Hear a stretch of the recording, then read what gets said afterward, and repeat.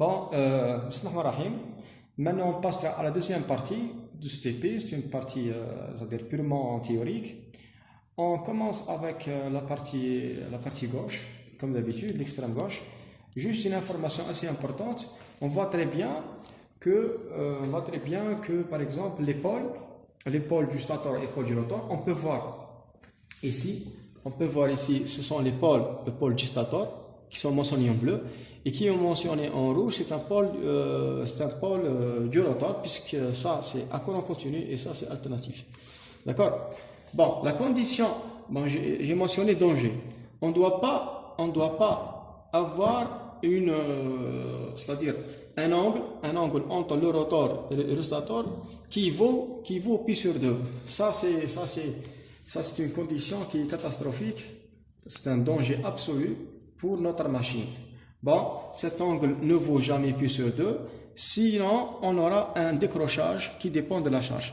Bon, décrochage, ça veut dire quoi? Ça veut dire la machine, elle sera décrochée du réseau et on aura des dégâts remarquables comme le cas du blackout qui a été fait en 2003 à Alger.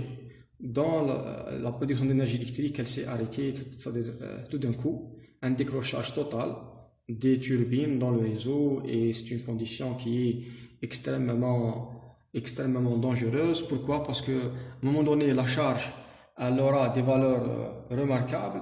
L'angle entre le rotor et le stator, il augmente, ce qu'on appelle le θ, l'angle θ, et cet angle-là, il dépend d'un autre côté de la nature de la charge, puisqu'une charge inductive purement, un appel de courant énorme, le déphasage augmente entre rotor et stator, et le décrochage, malheureusement, va faire des endommagements.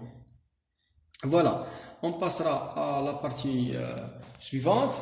À partir du schéma, c'est le diagramme de Blondel dont on a réalisé tout à l'heure, on a deux cas.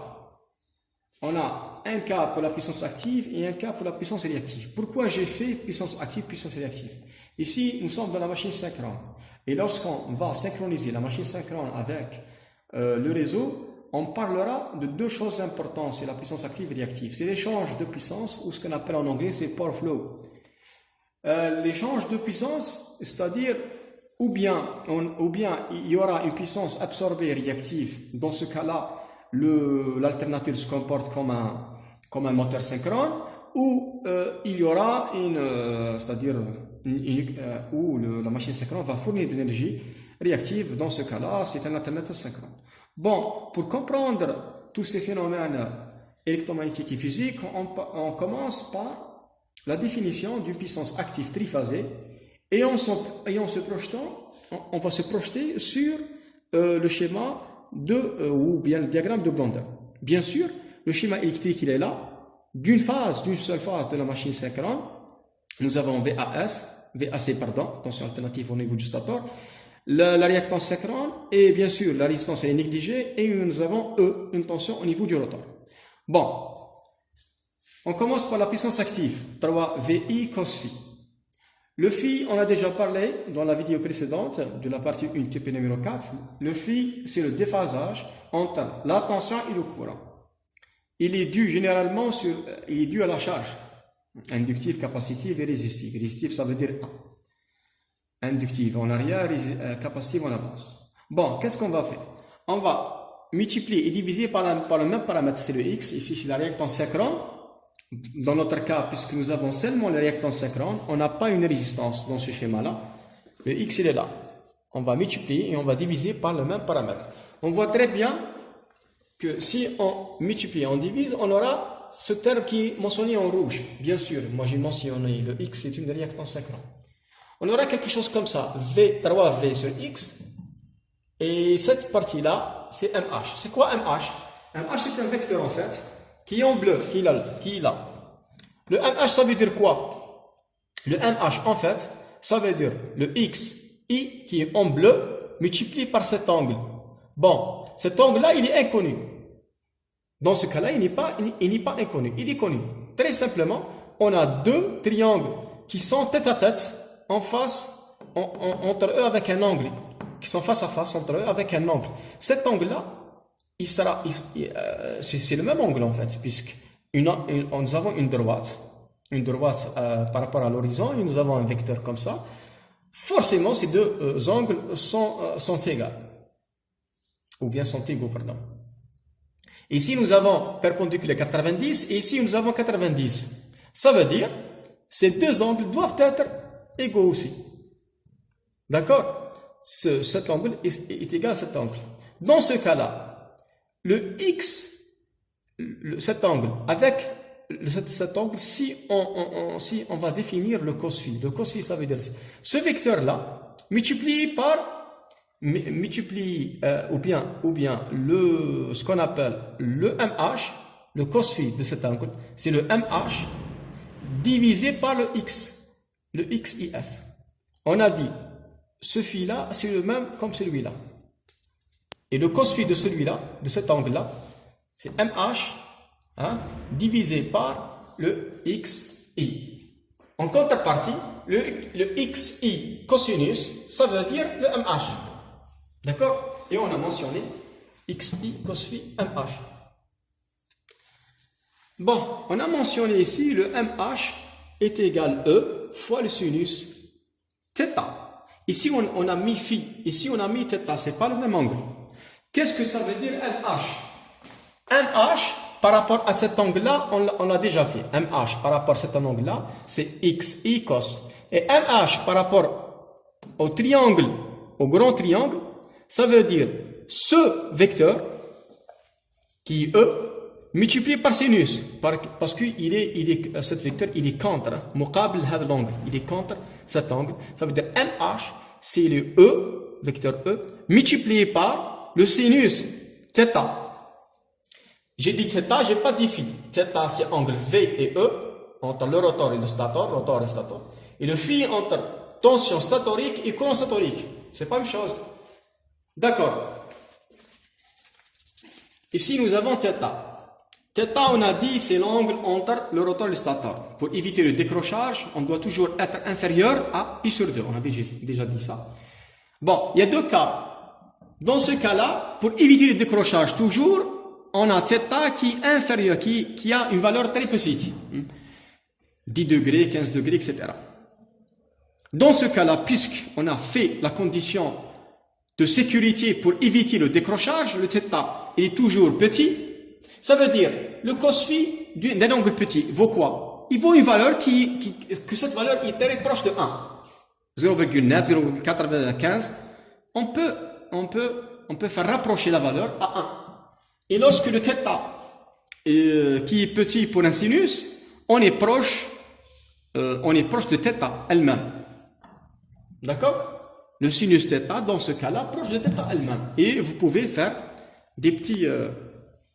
puisque, par exemple, si vous faites sinus 5 degrés ou 3 degrés, vous aurez des valeurs qui sont très petites. Bien sûr, ici, on parle de radian. On parle sinus radian, par exemple. 0, je sais pas, c'est des angles qui sont très petits. On parle de radian. Après, qu'est-ce qu'on a? On peut faire remplacer le sinus θ par θ. Puisqu'on a dit, puisque l'angle est petit, alors le sinus d'un angle qui est petit, c'est l'angle lui-même. Il est mentionné en rouge. Et c'est ça la règle générale. Pour la puissance active, c'est 3, puissance active, 3VE sur X, réactance multipliée par θ. La même chose pour la puissance réactive, c'est 3VI sinus phi. Le phi, on a déjà dit, c'est entre la tension et le courant. Il dépend de la charge. Qu'est-ce qu'on va faire? On va refaire la même chose. On va multiplier et diviser par X. X, c'est la réactance. Bon, en fait, cette partie-là, qui est mentionnée en bleu, c'est le XI sinus phi. Le XI sinus phi, c'est le OH. Et XI sinus phi. On peut voir ici le OH. Voilà, le XI sinus. Sinus, ça veut dire c'est le vecteur qui est contre. Le OH, il vaut quoi? Le OH, qui est en bleu ici, OH, il vaut ce vecteur-là, XI, fois le sinus Phi, bien sûr, puisqu'on a dit que cet angle-là, c'est le même angle qui est là. D'accord? On remplace rapidement le OH par XI sinus phi. D'accord? On va le remplacer ici. Et en contrepartie, le XI sinus phi, c'est un ensemble de deux vecteurs. Un qui est grand, moins un qui est petit. D'accord? Cet angle-là, c'est un E cos θ moins V. Alors, le XI sinus, on a dit, le XI sinus, c'est le OH. Et nous, on va faire le E moins le V, en fait. Le E qui est là, le E, voilà, cosinus, cet angle-là, θ, moins le V. Parce que le E cosinus, cet angle-là, c'est tout cette partie-là, c'est-à-dire cette partie. On peut dire que F plus OH, tout ça, ça veut dire E cosinus θ. Et nous, on veut trouver la valeur de OH. Puisque OH, on n'a pas la valeur de OH. On a la valeur de ce vecteur-là, on a la valeur de ce vecteur-là, on a la valeur de cet angle et on n'a pas la valeur de OH. Alors la méthode, c'est que on va identifier tout ça et on va minimiser et on va faire la soustraction par rapport à ça. Tout ce vecteur-là égale le E multiplié par cos, puisque le Mujawar, qui a une liaison directe avec cet angle, et on va faire la soustraction par rapport à ce vecteur-là. Ça veut dire E cos moins V, c'est OH. E cos θ moins V. On a dit que le cos θ, puisque θ il est très petit pour éviter le décrochage, c'est une condition de sécurité. Ça veut dire ça, on va le remplacer par 1, on aura E moins V. Sachant que E, il dépend de kj, puisque nous sommes dans l'excitation du rotor de la machine synchrone, il dépend d'un facteur qui est K, le J c'est le courant d'excitation. Voilà, le E moins V, 3V sur X. Et en fait, ce produit-là, cette partie-là, E moins V, on peut la remplacer par delta V. On passera rapidement à la courbe de Mordell. On voit très bien qu'il y a des courbes qui prennent la forme de la lettre V. Nous avons deux axes, IS en fonction de J, toujours en courant et en courant, c'est-à-dire en ampère l'unité de mesure.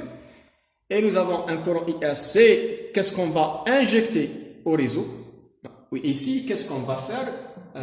Ici, c'est l'excitation au niveau du rotor. Bon, nous avons deux cas. Nous avons la sous-excitation, nous avons la surexcitation. Le J0, c'est ce qu'on appelle le courant d'excitation de la machine synchrone à vide. On a déjà fait ça dans le type numéro 3. Normalement, la valeur est entre 0,53 et 0,54 à vide, le J. Au-delà de ça, c'est-à-dire super, c'est-à-dire si on augmente la valeur, on aura surexcitation, et si on diminue la valeur, on aura sous-excitation. Ici, nous avons l'échange de puissance active 0, 450 et 900. Une fois on monte en puissance, on aura une allure qui est plus grande en termes amplitude IS par rapport à l'autre. Celle-ci, elle est inférieure à celle-ci, celle-ci inférieure à celle-ci. Ça veut dire la plus grande et qui est mentionnée en jaune. On voit très bien au-delà, inférieur à courant d'excitation J0, nous avons un comportement inductif. La puissance réactive est inférieure à 0. Nous avons un moteur synchrone, comportement inductif. L'autre côté, c'est l'inverse. Nous avons un comportement capacitif et la puissance réactive est supérieure à 0. Comportement, c'est-à-dire compositeur synchrone. On va fournir l'énergie réactive au réseau. Et ici, nous avons la machine synchrone fournit la puissance réactive. Ici, nous avons la machine synchrone absorbe la puissance réactive. Voilà, ce sont deux cas qui sont assez importants. Vous devez réaliser ces trois courbes-là pratiquement et on va le faire, Inch'Allah, ensemble dans la vidéo précédente. Avant de terminer la vidéo, on a une remarque assez importante. Après la synchronisation, c'est-à-dire après de confirmer les 4 conditions qu'on a déjà dit dans la vidéo précédente, et après toute vérification, on fait le couplage. Une fois le couplage est fait, on va faire une petite idée. L'idée, c'est de faire affaiblir, faire minimiser la tension d'induit jusqu'à la machine synchrone, de la machine à continu, c'est la turbine, jusqu'à 0 volt. Dans ce cas-là, on aura une permutation de rôle entre la machine à courant continu, la turbine, et la machine synchrone. C'est-à-dire, dans ce cas-là, une fois on est synchronisé, on minimise la tension d'induit jusqu'à 0, la turbine deviendra une génératrice à courant continu, et la machine synchrone deviendra un moteur synchrone, c'est-à-dire, nous sommes dans le cas ici, un moteur synchrone, comportement inductif, et la puissance réactive est inférieure à 0. On va voir tous ces idées-là pratiquement, et vous devez suivre attentivement. Je vous remercie infiniment pour votre attention.